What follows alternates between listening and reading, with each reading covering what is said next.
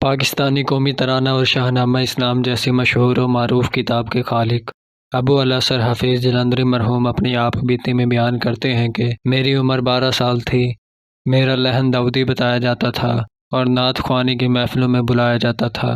اس زمانے میں شعر و شاعری کے مرض نے بھی مجھے آ لیا تھا، اس لیے اسکول سے بھاگنے اور گھر سے اکثر غیر حاضر رہنے کی عادت بھی پڑ چکی تھی۔ میری منگنی لاہور میں میرے رشتے کی ایک خالہ کی دختر سے ہو چکی تھی۔ میرے خالو نے جب میری آوارگی کی داستان سنی تو سیر و تفریح کے بہانے محترم نے جہلندر سے مجھے ساتھ لیا اور محض سیر و تفریح کا سبز باغ دکھلانے شہر گجرات کے قریب قصبہ جلال پور جٹا میں پہنچ گئے۔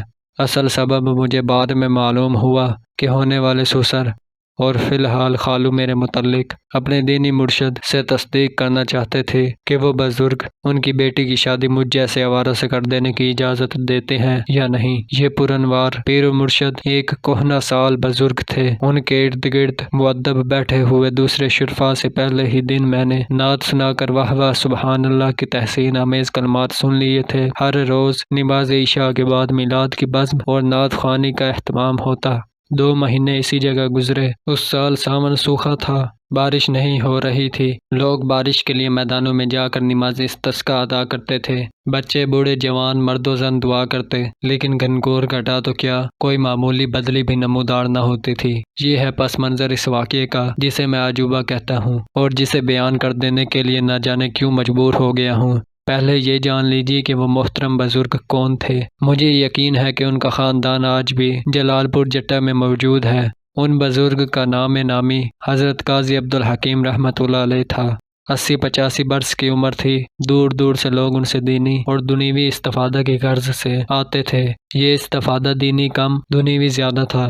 آنے والے اور 2-3 دن بعد چلے جانے والے گویا ایک تسلسل امواج تھا۔ کثرت سوداگروں اور تجارت پیشہ لوگوں کی تھی۔ میری نعت خوانی کے سبب حضرت مجھے بسا اوقات اپنے مصلی کے بہت قریب بٹھائے رکھتے تھے۔ ایک دن میری طرف دیکھ کر حضرت نے کہا، برخوردار، تم رسول اللہ صلی اللہ علیہ وسلم کے اسم گرامی سے مجھے خوش کرتے ہو۔ تمہارے لیے میرے پاس بس دعائیں ہی دعائیں ہیں۔ انشاءاللہ تم دیکھو گے کہ آج تو تم دوسروں کی لکھی ہوئی نعتیں سناتے ہو، لیکن ایک دن تمہاری لکھی ہوئی نعتیں لوگ دوسروں کو سنایا کریں گے۔ اس وقت بھلا مجھے کیا معلوم تھا کہ سرکار دو جہاں صلی اللہ علیہ وسلم کے یہ محب صادق میری زندگی کا مقصود بیان کر رہے ہیں۔ بہر صورت یہ تو ان کی کرامتوں میں سے ایک عام بات ہے۔ جس عجوبے کے اظہار نے مجھ سے آج قلم اٹھوایا وہ کرامتوں کی تاریخ میں شاید بے نظیر ہی نظر آئے۔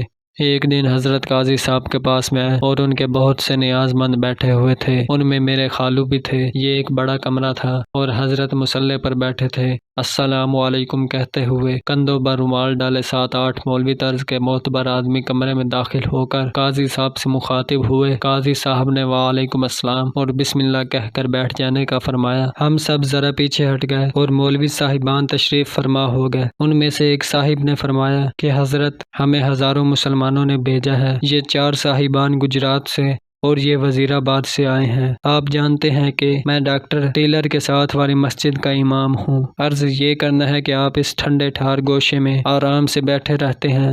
باہر خلق خدا مر رہی ہے۔ نمازی اور بے نمازی سب باران رحمت کے لیے دعائیں کرتے کرتے ہار گئے ہیں۔ ہر جگہ نماز استسقاء ادا کی جا رہی ہے۔ کیا آپ اور آپ کے ان مریدوں کے دل میں کوئی احساس نہیں ہے کہ یہ لوگ بھی اٹھ کر نماز میں شرکت کریں؟ آپ بھی اپنی پیری کی مسند پر سے اٹھ کر باہر نکلیں، لوگوں کی چیخ و پکار دیکھیں، اللہ تعالیٰ سے دعا کریں تاکہ وہ پریشان حال انسانوں پر رحم کرے اور بارش برسائے۔ میرے قریب سے ایک شخص نے چپکے سے اپنے دوسرے ساتھی سے کہا، یہ وہابی ہے، وہابی۔ میں ان دنوں وہابی کا مفہوم تو نہیں سمجھتا تھا، صرف اتنا سنا تھا کہ یہ صوفیوں کو برا سمجھتے ہیں اور نعت خوانی کے وقت رسول اللہ صلی اللہ علیہ وسلم کی خدمت میں جب سلام پیش کیا جاتا ہے تو یہ لوگ تعظیم کے لیے کھڑے نہیں ہوتے بلکہ کھڑے ہونے والوں کو بدعتی کہتے ہیں۔ مسکراتے ہوئے قاضی صاحب نے پوچھا، حضرات آپ فقیر سے کیا چاہتے ہیں؟ تو ان میں سے ایک زیادہ مضبوط جثے کے مولوی صاحب نے کڑک کر فرمایا، اگر تعویذ کرنا نہیں تو کچھ دعا ہی کرو، سنا ہے پیروں فقیروں کی دعا جلد قبول ہوتی ہے۔ یہ الفاظ مجھ نادان نوجوان کو بھی تنزیہ محسوس ہوئے۔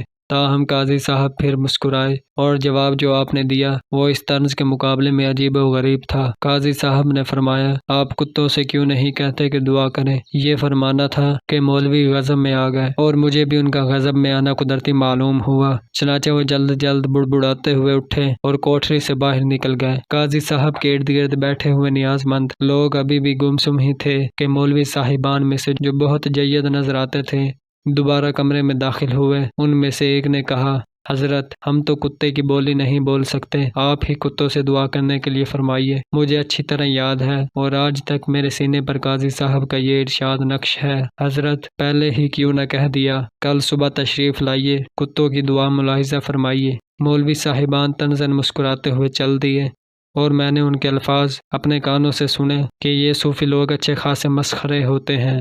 جب مولوی صاحبان چلے گئے تو میرے خالو سے قاضی صاحب نے فرمایا کہ ذرا چھوٹے میاں کو بلائیے۔ چھوٹے قاضی صاحب کا نام اب میں بولتا ہوں۔ مہمانوں کی آؤ بھگت اور قیام و طعام کا سارا انتظام انہی کے سپرد تھا۔ انواع و اقسام کے کھانے اور دیگیں قاضی صاحب کی حویلی کی ڈیوڑی اور صحن میں پکتی رہتی تھی۔ ساتھ ہی ایک چھوٹی سی خوبصورت مسجد تھی جس میں عشاء کی نماز کے بعد نعت خوانی ہوا کرتی تھی اور میں ذوق و شوق سے یہاں نعت خوانی کیا کرتا تھا۔ میرے خالو ان کے چھوٹے بھائی کو لائے تو قاضی صاحب نے ان سے کہا، میاں کل صبح 200-300 کتے ہمارے مہمان ہوں گے، آپ کو تکلیف تو ہوگی، بہت سا حلوہ راتوں رات تیار کرا لیجئے، ڈاک کے پتوں کے 150-200 دونے شام ہی کو منگوا کر رکھ لیجئے گا۔ دیوڑی کے باہر ساری گلی میں صفائی بھی کی جائے، کل نماز فجر کے بعد ہم خود مہمانداری میں شامل ہوں گے۔ چھوٹے قاضی صاحب نے سر جھکایا، اگرچہ ان کے چہرے پر تحیر کے آثار نمایاں تھے۔ میرے لیے تو یہ باتیں تھی ہی پر اسرار، لیکن میرے خالو مسجد میں بیٹھ کر قاضی صاحب کے نیاز مندوں اور حاضر باشوں سے چہمگوئیاں کرنے لگے کہ کل صبح واقعی کچھ ہونے والا ہے۔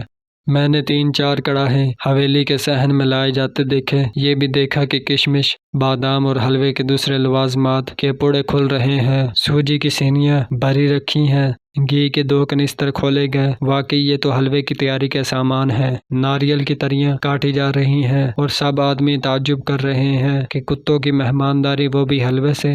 صبح ہوئی نماز فجر کے بعد میں نے دیکھا کہ قاضی صاحب قبلہ 2-3 آدمیوں کو اپنے ساتھ لیے ہوئے اپنی دیوڑی سے نکل کر گلی میں ادھر ادھر گھومنے لگے۔ چند ایک مقامات پر مزید صفائی کے لیے فرمایا۔ میری ان گناہ گار آنکھوں نے یہ بھی دیکھا کہ اس گلی میں دونوں طرف یک منزلہ مکانوں کی چھتوں پر حیرت زدہ لوگ کتوں کی ضیافت کا کرشمہ دیکھنے کے لیے جمع ہونا شروع ہو گئے تھے اور جلال پور جٹا میں سے مختلف عمر کے لوگ اس گلی میں داخل ہو رہے تھے۔ وہ قاضی صاحب کو سلام کر کے گلی میں دیواروں کے ساتھ لگ کر کھڑے ہو جاتے اور جانے کیا بات تھی کہ یہ سب اونچی آواز سے باتیں نہیں کرتے تھے۔ کوٹھوں پر عورتیں اور بچے تھے۔ ہم دونوں، قاضی صاحب کا بھتیجا محمد اکرام اور میں، مسجد کی چھت پر چڑھ گئے اور یہاں سے گلی میں ہونے والا عجیب و غریب تماشا دیکھنے لگے۔ درویش طرز کے چند آدمی حلوے سے بھری ہوئی سینیاں لاتے جا رہے تھے اور قاضی صاحب چمچے سے ان دونوں کو پر کرتے، پھر دونوں ہاتھوں سے دونا اٹھاتے اور تھوڑے تھوڑے فاصلے پر مین گلی کے درمیان رکھتے جاتے۔ جب پوری گلی میں حلوے بھرے دونے رکھے جا چکے تو انہوں نے بلند آواز سے دونوں کو گنا۔ مجھے یقین ہے کہ گلی میں دیواروں کی طرف پشت کیے کھڑے سینکڑوں لوگوں نے قاضی صاحب کا یہ فقرہ سنا ہوگا۔ کل 122 ہیں۔ یہ کام مکمل ہوا ہی تھا کہ زور زور سے کچھ ایسی آوازیں آنے لگی جن کو میں انسانی ہجوم کی چیخیں سمجھا۔ مجھے اعتراف ہے کہ اس وقت مجھے اپنے بدن میں کپ کپی سی محسوس ہونے لگی۔ میں نے گلی میں ہر طرف دیکھا تو عورتیں، بچے اور مرد گلی میں اور کوٹھوں سے چیخ رہے تھے۔ کیوں چیخ رہے تھے؟ اس لیے کہ ایک کتا جس کو جب سے میں یہاں وارد ہوا تھا حویلی کے ارد گرد چلتے پھرتے اور مہمانوں کا بچا کھچا پھینکا ہوا کھانا کھاتے اکثر دیکھا تھا، بہت سے کتوں کو اپنے ساتھ لیے ہوئے گلی کی مشرقی سمت سے داخل ہوا۔ جو بے شمار کتے اس کے پیچھے پیچھے گلی میں آئے تھے ان میں سے ایک بھی بھونک نہیں رہا تھا۔ بھونکنا تو کیا، اس قدر خلقت کو گلی میں کھڑے دیکھ کر کوئی کتا خوف زدہ نہ تھا اور نہ کوئی گھرا رہا تھا۔ کتے 2-2 3-3 آگے پیچھے بڑے اطمینان کے ساتھ گلی کے اندر داخل ہو رہے تھے۔ کتوں کی یہ پراسرار کیفیت دیکھ کر ساری خلقت نہ صرف پریشان تھی بلکہ دہشت زدہ بھی۔ پھر ایسی دہشت آج تک مجھے بھی محسوس نہیں ہوئی۔ قاضی صاحب اگر اپنے ہونٹوں پر انگشت شہادت رکھ کر لوگوں کو خاموش رہنے کی تلقین نہ کرتے تو میں سمجھتا ہوں کہ گلی میں موجود سارا ہجوم ڈر کر بھاگ جاتا۔ اس گلی والا وہ کتا جس کا میں ذکر کر چکا ہوں قاضی صاحب کے قدموں میں آ کر دم ہلانے لگا۔ قاضی صاحب نے جو الفاظ فرمائے وہ بھی مجھے حرف بحرف یاد ہیں۔ فرمایا، بھائی کالو، تم تو ہمارے قریب ہی رہتے ہو، دیکھو انسانوں پر اللہ تعالی رحمت کی بارش نہیں برسا رہا، اللہ کی اور مخلوق بھی ہم انسانوں کے گناہوں کے سبب ہلاک ہو رہی ہے۔ اپنے ساتھیوں سے کہو سب مل بیٹھ کر یہ حلوہ کھائیں، پھر اللہ سے دعا کریں کہ رحمت للعالمین صلی اللہ علیہ وسلم کے صدقے بادلوں کو اجازت دے تاکہ وہ پیاسی زمین پر برس جائیں۔ یہ فرما کر حضرت قاضی صاحب اپنی ڈیوڑی کے دروازے میں کھڑے ہو گئے، اور میں کیا سبھی نے ایک عجوبہ دیکھا۔ خدا را یقین کیجئے کہ ہر ایک حلوہ بھرے دونے کے گرد تین تین کتے جھک گئے اور بڑے اطمینان سے حلوہ کھانا شروع کر دیا۔ ایک بھی کتا کسی دوسرے دونے یا کتے پر نہیں جھپٹا اور نہ کوئی چیخا چلایا، اور جس وقت یہ سب کتے حلوہ کھا رہے تھے ایک اور عجیب و غریب منظر دیکھنے میں آیا کہ وہ کتا جو اس گلی کا پرانا باسی اور ان تمام کتوں کو یہاں لایا تھا خود نہیں کھا رہا تھا، بلکہ گلی میں مسلسل ایک سرے سے دوسرے سرے تک گھومتا رہا جیسے وہ ضیافت کھانے والے کتوں کی نگرانی کر رہا ہو یا میزبانی۔ میں نے اسکول میں اپنے ڈرل ماسٹر صاحب کو طالب علموں کو اسی طرح نگرانی کرتے وقت گھومتے دیکھا تھا۔ کالو کا انداز معائنہ بڑا پرشکوہ تھا، جس پر مجھے اپنا ڈرل ماسٹر یاد آ گیا، کیونکہ ہم میں سے کوئی لڑکا ماسٹر صاحب کے سامنے ہلتا تک نہیں تھا۔ تھوڑی دیر میں سب کتے حلوہ کھا کر فارغ ہو گئے۔ بے شمار لوگوں کے ہجوم میں سے صرف حضرت قاضی صاحب کی آواز ایک مرتبہ پھر سنائی دی۔ وہ فرما رہے تھے، لو بھائی کالو، ان سے کہو کہ اللہ تعالیٰ سے دعا کریں تاکہ خدا جلد ہی انسانوں پر رحم کرے۔ یہ سنتے ہی میں نے غیر ارادی طور پر ایک طرف دیکھا تو کل والے مولوی صاحبان ایک سمت کھڑے اس قدر حیرت زدہ نظر آئے جیسے یہ لوگ زندہ نہیں یا سکتے کے عالم میں ہیں۔ اب صبح کے 9-10 بجے کا وقت تھا، ہر طرف دھوپ پھیل چکی تھی، تپش میں تیزی آتی جا رہی تھی۔ جب قاضی صاحب نے کالو کو اشارہ کیا، حیرت انگیز محشر برپا ہوا۔ تمام کتوں نے اپنا اپنا منہ آسمان کی طرف اٹھا لیا اور ایک ایسی متحد آواز میں گھرانا شروع کیا جو میں کبھی کبھی راتوں کو سنتا تھا، جسے سن کر میری دادی کہا کرتی تھی، کتا رو رہا ہے، خدا خیر کرے۔ آسمان کی طرف تھوڑی دیر منہ کیے لمبی گھراہٹوں کے بعد یہ کتے جو مشرقی سمت سے اس کوچے میں داخل ہوئے تھے اب مغرب کی طرف چلتے گئے۔ میں اور قاضی کرام ہی نہیں، جلال پور جٹا کے سبھی مرد و زن کتوں کو گلی سے رخصت ہوتے دیکھ رہے تھے، اور خالی دونے آسمان کی طرف منہ کھولے گلی میں بدستور پڑے تھے۔ یہ دستے دعا تھے۔ جوں ہی کتے گلی سے نکلے، قاضی صاحب کے ہاتھ بھی دعا کے لیے اٹھ گئے اور ان کی سفید براق داڑھی پر چند موتی سے چمکنے لگے۔ یقیناً یہ آنسو تھے۔ پس منظر بیان ہو چکا، اب منظر ملاحظہ فرمائیے۔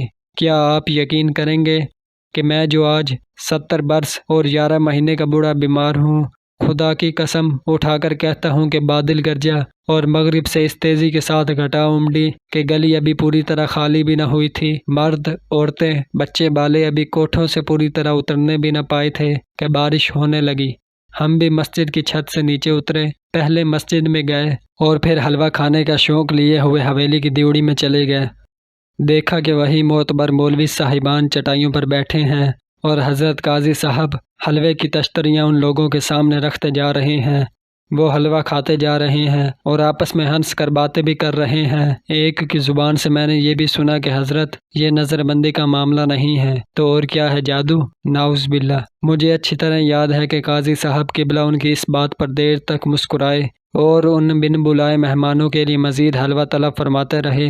باہر بارش ہو رہی تھی اور اندر مولوی صاحبان خوشی سے حلوہ اڑا رہے تھے۔